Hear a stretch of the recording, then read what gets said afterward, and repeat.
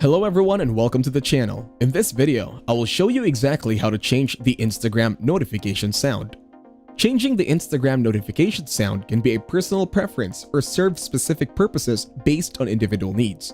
Personalizing the notification sound allows users to tailor their Instagram experience.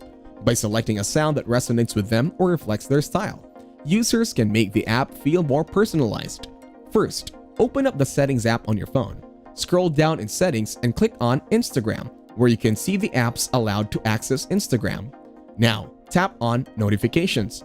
Unfortunately, for sound options, you can only toggle the sound on or off. There is no specific option to change the notification sound. For the next step, go to the Instagram settings by tapping on Instagram within the list. Then navigate to Messages. And while all options are turned on, there is no button to change the notification sound directly within Instagram settings on the iPhone. For iPhone users, it seems this is the limitation we may face. However, Android users may have the ability to change notification sounds for individual applications. To explore further, go back to your settings and find Sound and Haptics. Scroll up a bit and you'll see the option.